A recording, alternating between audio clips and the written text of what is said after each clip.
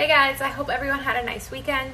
I did 2 recipes on Saturday and I didn't do anything on Sunday. That's because I didn't really cook yesterday. But today I'm back. I am making pan-seared scallops and I'm going to make cauliflower rice with pesto. I have a bunch of basil, so I figured I would make pesto so it doesn't go bad. So keep watching if you want to see this recipe. So this is actually a vegan pesto, and so you need some basil, some olive oil, salt and pepper, pine nuts, garlic, and this is nutritional yeast to give it a cheesy flavor. If you're not dairy free, you would add Parmesan cheese.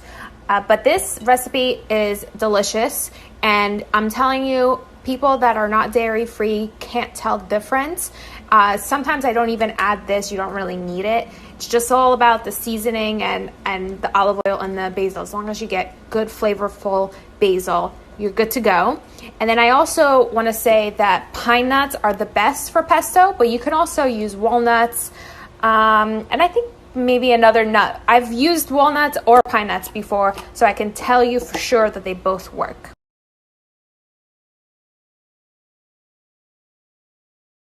I'm going to start off by washing the basil, and then the other thing I'm going to do while I'm washing the basil is toast the pine nuts. So I will show you how I do that. So toasting pine nuts is pretty simple. You get a pan, you put some pine nuts on the pan, no oil, you turn on the stove on medium, and toast the pine nuts.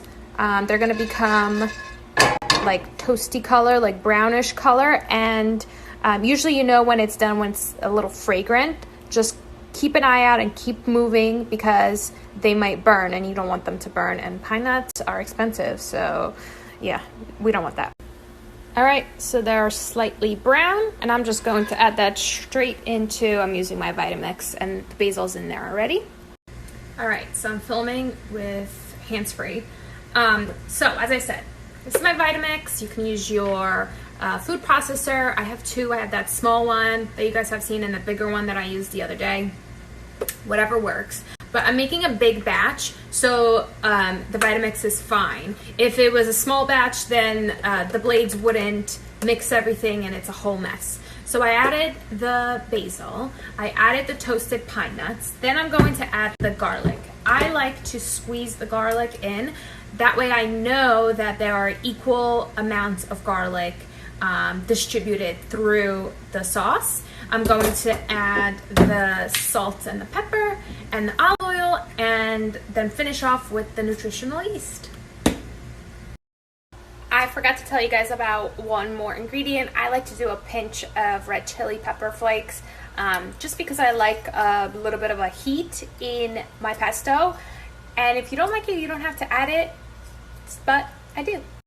As a side to the scallops, I am making cauliflower rice. I've showed you guys this before. This is just frozen shredded cauliflower. I put it in the pan. I added some pesto, which is why it's green. And now this is pesto cauliflower rice. So that's going to be the base. And then I'm going to put the seared scallops on top. I have the raw scallops here. I just rinsed them really quick. And now I'm going to pat them dry, and then I'm going to just season both sides with salt and pepper. Actually sprinkled some garlic powder as well, just a little bit.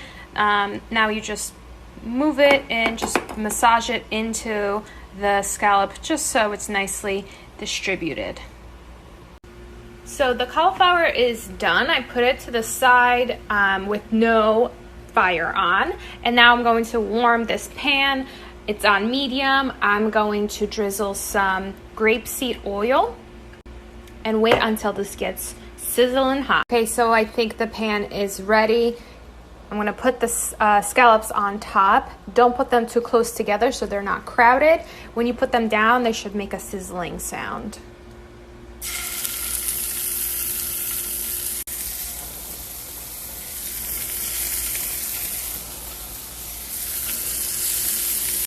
So we're going to sear these for 2 minutes on one side. Once you put them down, don't move them. Then we're going to flip them, sear them for an additional 1 minute.